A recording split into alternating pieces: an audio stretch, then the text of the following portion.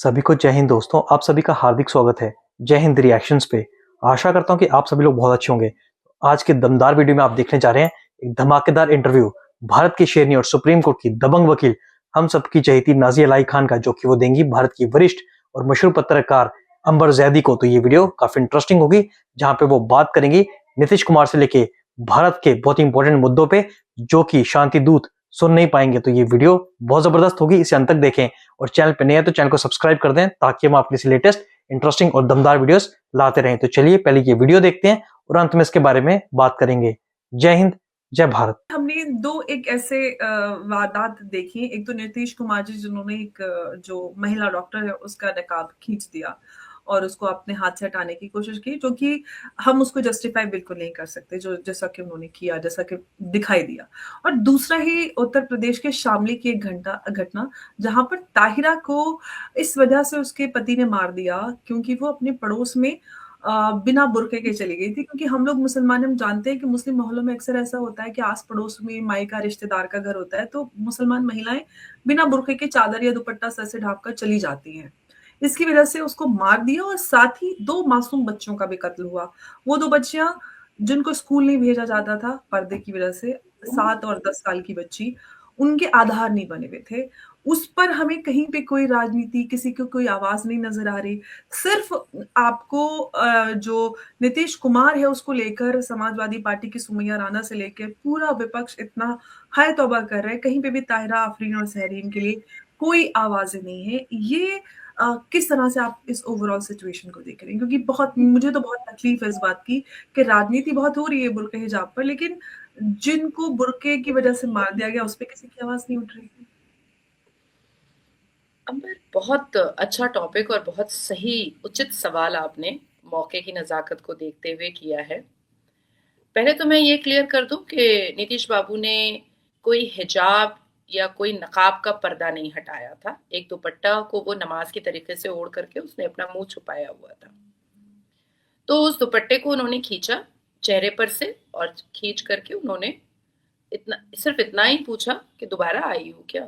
दूसरी बात आती है कि डॉक्टर है, वो होम्यो की डॉक्टर बनी है वो, और उसी का वो सर्टिफिकेट लेने के लिए एक राज्य के मुख्यमंत्री के पास वो पहुंची थी। और बंगाल की रहने वाली थी लेकिन बिहार में पढ़ाई कर रही थी, क्योंकि बिहार की के एजुकेशन सिस्टम को वो बहुत पसंद करने लगी थी। तो याद कीजिए कि लालू प्रसाद के ज़माने में कैसा जंगल राज हुआ करता था कि अन्य राज्यों से कोई बिहार नहीं जाता था पढ़ाई करने के लिए। लेकिन अब बिहार में एजुकेशन सिस्टम इतना मतलब एनहांस हो चुका है, इतना ब्राइट और शाइन हो चुका है कि मेट्रोपॉलिटन सिटी वेस्ट बंगाल से उठ करके मुसलमान बेटियां बिहार एक्सेप्ट कर रही हैं अपनी डिग्री और अपनी क्वालिफिकेशन और अपनी प्रोफेशनल डिग्री को कंप्लीट करने के लिए। अब आती है बात कि जो जो महिला अपने दुपट्टे को थोड़ा-सा हटवाने पर इतना हाय तौबा और मैं नौकरी नहीं करूँगी, हालाँकि अब तो वो नौकरी करने के लिए एक्सेप्ट कर चुकी हैं। तो इतना हाय तौबा जो मचा और उन्होंने मचवाया। तो मैं पूछना चाहती हूँ कि अगर किसी के दाँत में प्रॉब्लम होगा, किसी के लिप्स में प्रॉब्लम होगा और कोई पुरुष आएगा एक मास्क पहन करके, तो क्या वो उस मास्क से ही उस पुरुष का इलाज करेंगी? वो हटाने नहीं बोलेंगी?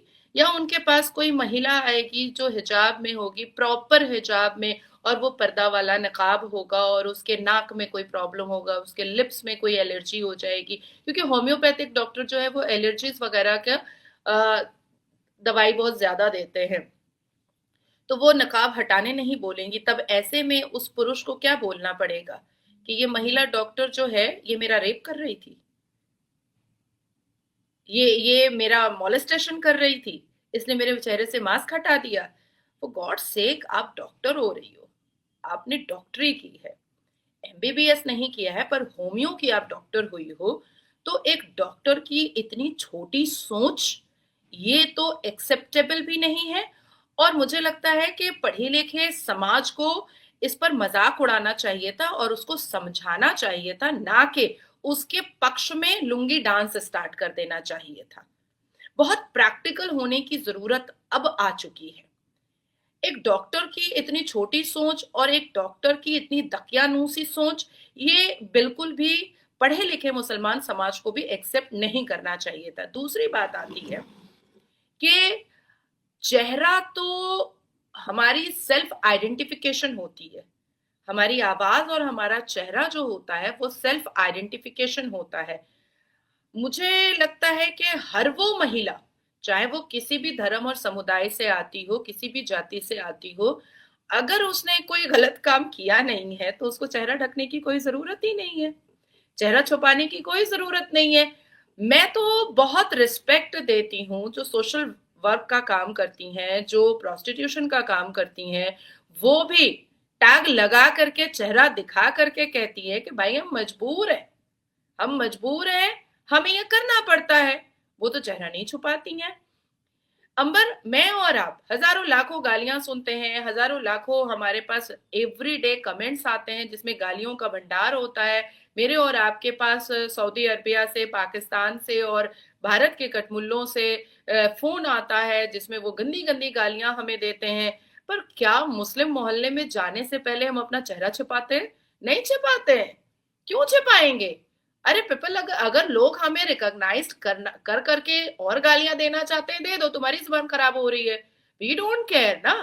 तो चेहरा वो छुपाते हैं जो वाकई में बहुत अश्लीलता का काम करके आ रहे होते हैं और लोग उसको रिकॉग्नाइज ना कर ले और उसको समाज के अच्छे तबके से उसको उठा करके ना फेंक दे, इसलिए मुझे लगता है कि वो चेहरा छुपाते हैं। चेहरा छुपाने की जरूरत नहीं है। तीसरी बात, बहुत इंपॉर्टेंट बात आती है कि जब हम 30 पारा अल कुरान का पढ़ते हैं और उस 30 पारे में या हदीस में या शरिया में या सीरत मुस्तफ़ा में जब हम पैगंबर मोहम्मद सल्लल्लाहु अलैहि वसल्लम की हम 11 बीवियों के बारे में पढ़ते हैं, तो हमने तो कहीं नहीं पढ़ा कि उन्होंने चेहरा छुपाया हुआ था और पैगंबर मोहम्मद एंटर कर रहे थे और बीबी फातिमा ने चेहरा छुपाया हुआ था और हजरत अली के साथ निकाह हो गया। हमने तो ये सब कभी पढ़ा नहीं। यहाँ तक कि सूरह मरियम में जब हम जाते हैं तो सूरह मरियम में वर्जाइना का जिक्र है कि बीबी मरियम के वर्जाइना में फरिश्ते ने फूंक डाला और वो प्रेग्नेंट हो गई।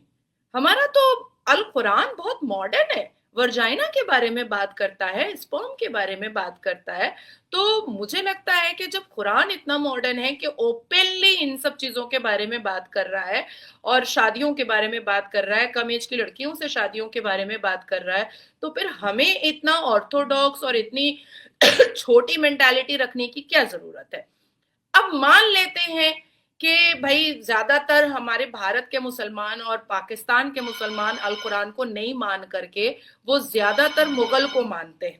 मोस्ट प्रोबेबली मैंने देखा है कि मुगल के ज्यादा ये लोग मुरीद होते हैं और पैगंबर मोहम्मद को साइड करके, अल्लाह सुभान को साइड करके, अल्लाह सुभान की लिखी हुई अलहामी किताब अल कुरान को साइड करके ये मुगलों को मानना ज्यादा सही समझते हैं। तो अगर मुगल को भी हम पढ़ते हैं या मुगल के जमाने के चित्र भी हम देखते हैं, तो जहां आरा ने, सॉरी, नूर जहां ने या मुमताज ने या अकबर, बाबर और औरंगजेब और तैमूर और इन लोगों की बीवियों ने शरारा, गरारा, लहंगा, और अकबर बाबर तो राजपूतों के कपड़े पहन लिया करता था, वो फ्रॉक जैसा। तो वो लोग भी तो बहुत मॉडर्न हो चुके थे, उन्होंने तो कभी अपना चेहरा नहीं छुपाया। हमने तो कभी नहीं देखा कि मुमताज का चेहरा छुपा हुआ है, हमने तो कभी नहीं देखा कि नूरजहां का चेहरा छुपा हुआ है। तो अभी एक मूवी भी आई थी छावा, तो उसमें भी औरंगजेब की जो बेटी थी उसमें भी यही दिखाया गया कि वो लहंगा पहन करके बहुत सज धज करके खड़ी हुई है। अब पाकिस्तान की ओर चलते हैं तो पाकिस्तान में हम जितने भी पत्रकार या जितने भी वहां के प्रवक्ता आकर के बैठते हैं चैनल पर, तो उनके तो सिर पे दुपट्टा भी नहीं होता है और वो चेहरा भी नहीं छुपाई हुई होती हैं। अब हम चले जाते हैं, बेनजीर भुट्टो ही देखिए, बड़ा सबसे बड़ा एग्जाम्पल तो वही है। हाँ, अब हम चले जा, नहीं, फातिमा जिन्ना भी बहुत बड़ी एग्जाम्पल है। वो तो स्लीवलेस ब्लाउज पहना करती थी फातिमा जिन्ना, उनके तो ब्लाउज में नीचे में सिर्फ एक हुक हुआ करता था पीछे में। फातिमा जिन्ना की पुरानी तस्वीरें निकालें आप गूगल से।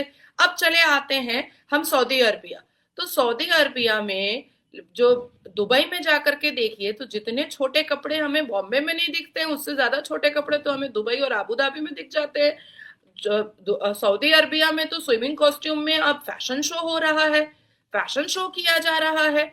बस इतना ही है सऊदी अरबिया यूएई में कि आपको उनके हिसाब से चलना होगा, नहीं तो आपको इस्लामिक पनिशमेंट मिलेगा। दैट्स इट, इसके अलावा तो कुछ भी नहीं है। यहां तक कि मोहम्मद बिन सलमान ने सऊदी अरबिया के प्रेस कॉन्फ्रेंस में यहां तक कह दिया कि जिनकी बॉडी है वो तय करेंगी कि उनको कितना बच्चा पैदा करना है, हम कोई नहीं होते हैं कि उनसे हम जबरदस्ती ज्यादा बच्चा पैदा कर पाए। तो जब जहां मक्का मुअज्जमा और मदीना मुनव्वरा है, खानाए काबा है, वहां जब इतने रिफॉर्मेशंस आ रहे हैं, तो भारत में इतनी दकियानूसी सोच। अब आपके दूसरे जवाब पर मैं आती हूँ। नहीं बोलेंगे कि हिजाब ना पहनने से एक पुरुष ने अपनी बीवी को और अपनी बच्चियों को मौत के घाट उतार दिया, नहीं बोल।